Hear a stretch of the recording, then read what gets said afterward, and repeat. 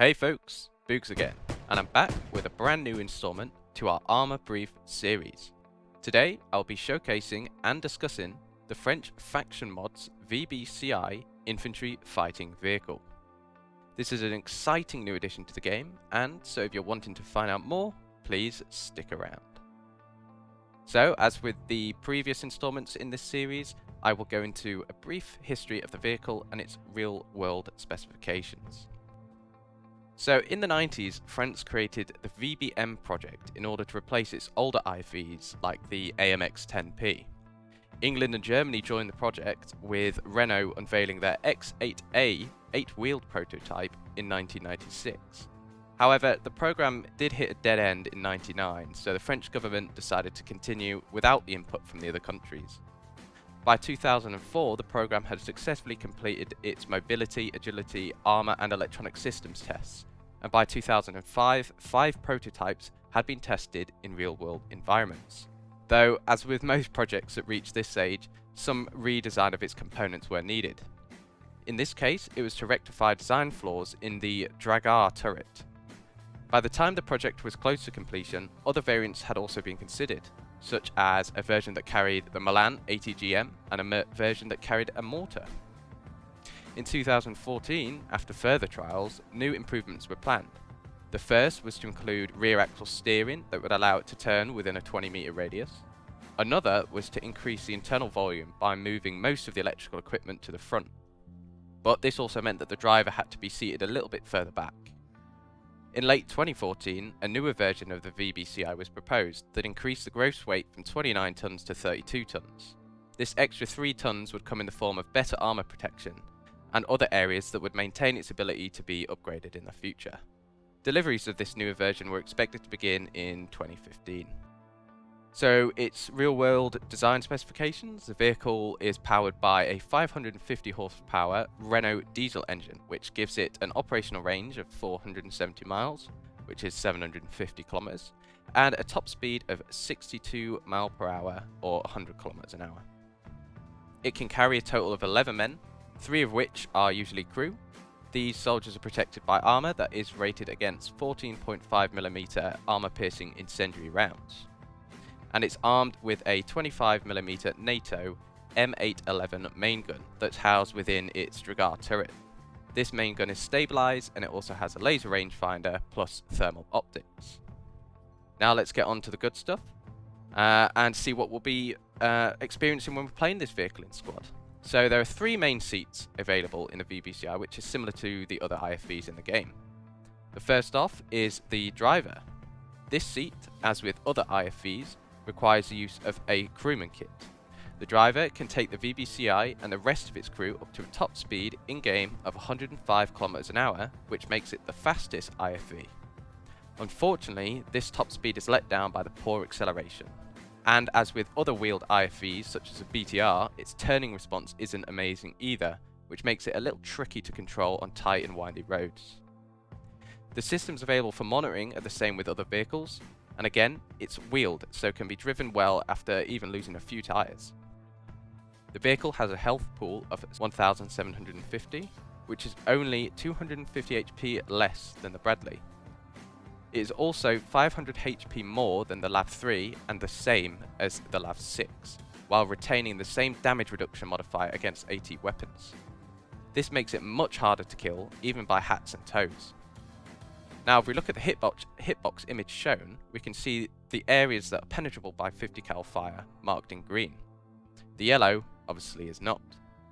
This means that your turret is penable, but there is still a large area that is not if the vehicle is hull down. However, this lower plate is quite tall, and so you are limited by what cover you can use to shield yourself. Now, the gunner seat is the next crewman seat, and this is where things get a little interesting. The rate of fire of the 25mm gun actually varies depending on what ammo type is used. With AP, it can fire at 125 RPM, which is faster than the 30mm Warrior, but a little slower than the Bradley. However, when you switch to HE, it fires at a zesty 400 RPM, which is CTAS level of firepower. It makes use of a stockpile of 112 armor-piercing rounds, which are split into 2 belts. Reloading this belt takes approximately 10 seconds. This is the same for high explosive, except each HE belt contains 117 rounds for a total of 234. The secondary weapon is a 7.62mm coaxial with 10 200 round boxes. Interestingly, this can be activated while right-clicking the mouse button instead of having to use a scroll wheel or 3 key. Additionally, the VBCI has 2 smoke launchers. Now if we look at the image of the sights for the gunner, we have some information displayed that can help the gunner in real time. The top left numbers are your range to targets. The middle number is your ammunition type or middle letter. This is listed as either a P for armor piercing or E for high explosive. And the right number displays whether the stabilizer is on or off. Looking at the aiming reticule itself, we see 2 columns of ranging numbers. The left is for high explosive and the right is for armor piercing. The center crosshairs is the point at which your aim needs to be on in order to get a reading from the laser rangefinder. Now next up, the commander. This seat doesn't require a crewman's kit, and the commander sight is pretty much identical to that on other IFVs, in the sense that it has 2 levels of zoom, is stabilized, and can be rotated by 360 degrees. Here we also have an image of what it looks like in game. As you can see though, it's very basic and doesn't give you much information, besides the black vertical line at the top, which moves depending on the orientation of the commander's sight to the vehicle. Now, as an IFV, the VBCI can carry troops, 8 in fact. You can make that 9 if the vehicle squad doesn't have the commander seat occupied, so it is possible to carry a full squad in this vehicle. Alright, so let's summarize this and I'll give you my opinion on the vehicle in whole. Weighing these stats up against other vehicles in-game, as a whole the VBCI is a refreshing addition, even though it's still only a mod. The varying rates of fire are interesting in a balanced sense, as it makes the vehicle slightly worse coming up against armor compared to vehicles like the LAV. This is due to the much slower 125 RPM when firing AP. However, it is a mean, lean infantry killing machine. As mentioned, it has a crazy 400 RPM when firing HE, and has a total of 234 rounds of HE to use. Couple this with its 1750 HP and its damage reduction modifier against AT weapons, and we have ourselves a truly infantry focused IFV. This makes it essentially a more armoured BTR-82, just with less mobility. All in all, we have a well-rounded vehicle that needs to be played to its strength. In a face-to-face engagement with something like the CTAS, it isn't going to fare well. This is because the CTAS has the RPM with its AP to shred the VBCI before it can do any meaningful damage. The only advantage the VBCI has in this case is its extra ammo, but even this has to be reloaded. Taking out the CTAS turret first is a good way to make it difficult for them to fight back. Against the BMP or Bradley, the VBCI has to worry about toes. Now, even though there is a damage reduction applied, this still puts you at a significant HP disadvantage.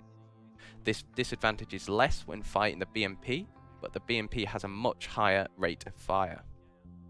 Again, choose your armor engagements wisely and try to ensure you have the drop on enemy vehicles to make the most out of what the VBCI has to offer.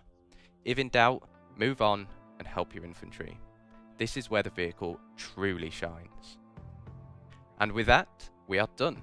Thanks a lot for watching, guys. Remember to slap that like button if you enjoyed the video, and as always, leave a comment with what you thought. Please also consider subscribing. Now, if you want to see a clip of us playing in the VBCI, then scroll back on our YouTube and you won't be disappointed. Don't forget to check out our Discord server where you can be notified of events, upcoming videos, and when we're playing. Thanks again, guys. Boogs out.